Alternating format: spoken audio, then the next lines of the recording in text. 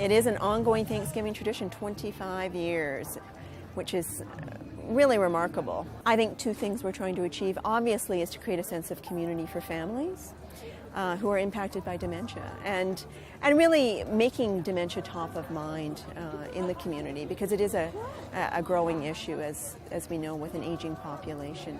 And also, people have been just so generous in raising money for programs and services to assist families in our community who are impacted by dementia.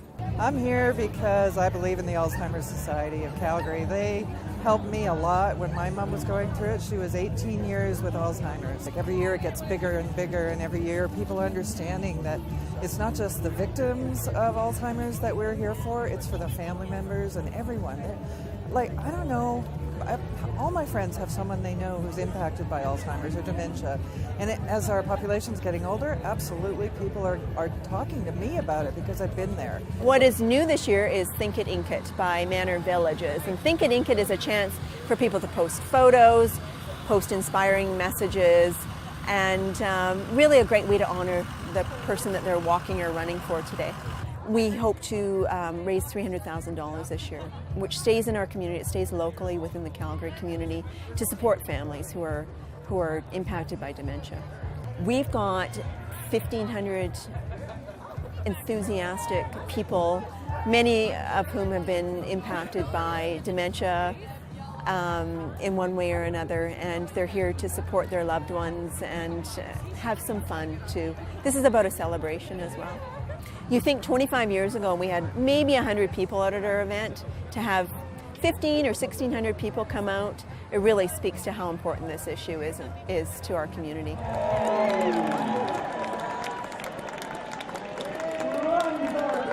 I'm really here for my mom, and every year I'm bringing some more family members, and I love it. It's a fantastic event. We'll be starting your 5K runners in about 5 minutes.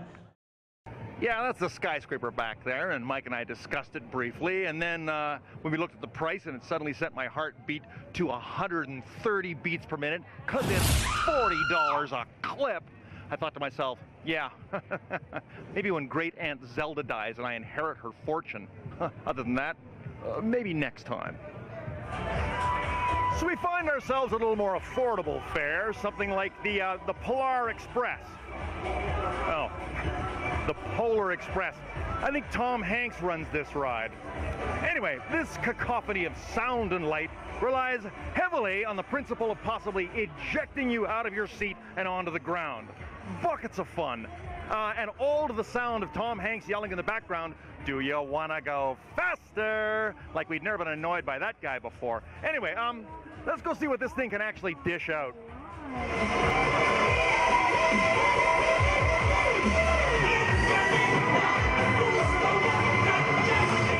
So that's the Polar Express so far. I don't get the Polar part particularly because, I don't know, shouldn't they be playing Christmas songs?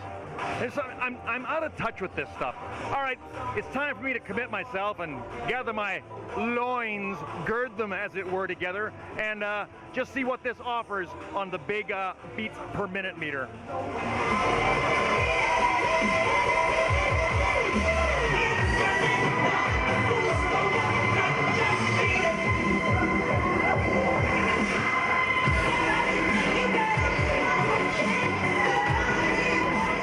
Straightforward fun, I'd have to say. I've been in this one before, so I got to tell you, it doesn't really kind of light my candle. But let's find out what the regular Joes and Janes think of the Polar Express.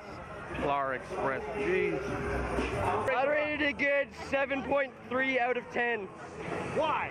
Because it made me feel good. I think it was a good 8.9 because it was really spinny and it was hella fun. I'll give it a 9 because it was fun until you get squished on the outside, but other than that, it's pretty fun. Well, there you go. That's the Polar Express, and I got to tell you, if sound was any evidence of fun, this one would be a scream. I can say that. Well, I don't know if I should say it. Oh, I can say whatever I want. I'm the ride guy, gol darn it. Anyway, Polar Express is one of the old men of the Midway, and I dare say it's one of the mainstays, so hence we have to offer it a little bit of respect and give it its due. I'm going to give this one 100 beats per minute, because it deserves it. Anyway, I'm the ride guy. Keep on riding. See you on the Midway. This is called Stars and Spurs. It's our 23rd year. So if we go back in time 23 years ago, Petroleum Services Association of Canada and STARS saw a synergy because we actually go out and look after people that are injured at work, right? And so we got together and said, is there something we could do? And this partnership started. So far, in 23 years, this gala has raised $13 million for STARS. This type of event is very important to us here at STARS. We can't do the job that we do without the support of our communities and local people. So to be able to fundraise and to go towards everyday mission and help support the patients that we transfer, it's a really important event. There are a number of VIPs here, that's what we call them, very important patients. And I always come to these galas and don't know how to say thank you. And the best way I know how to do that is have one of our very important patients stand up and tell their story.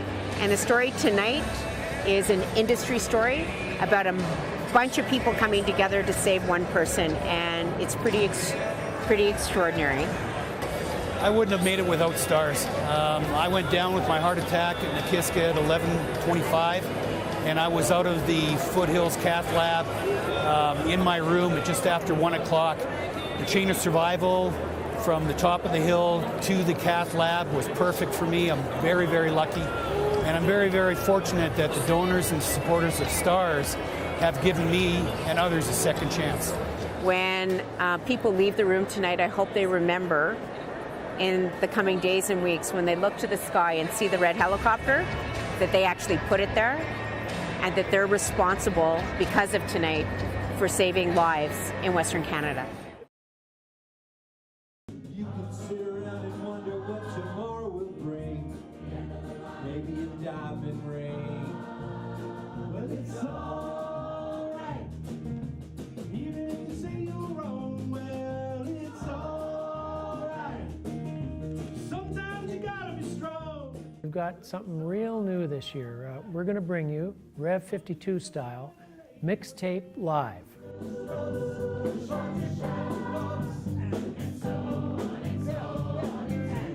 It comes from those times when you presented someone with a mixtape, when you thought it was so special, something from your heart to theirs, and that's what we're doing from us to our audience.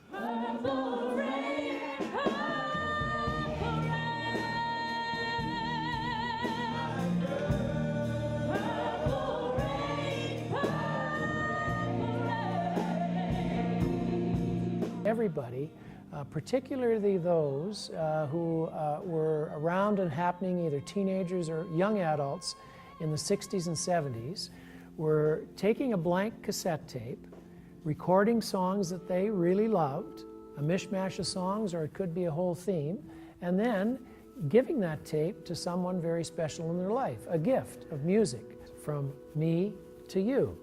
And that's what we're going to be doing with our show this January 26th to 28th.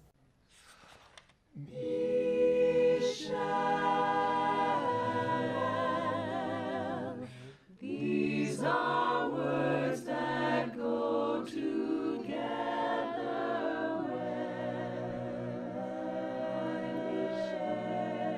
Mixtapes are interesting because they can take songs off the radio, they can take songs from LPs, they can take songs from the little 45s, and all of them represent life experience. So now it's not just one format that they draw from, it's many, and simply put in a little tape, not a reel-to-reel, but a simple little tape. And sometimes you don't even know from song to song what that might be. It's all right. Riding around in the breeze, well, it's all right. If you little love you please, well, it's all right. Doing the best you can, well, it's all right. As long as you lend a hand. People love to see spontaneity. And we're going to provide a little bit of that in this show, whereby you're going to feel like we're offering you something that we don't quite know exactly what that's going to be until the moment. And that makes it really special. Diamond ring, well, it's all right.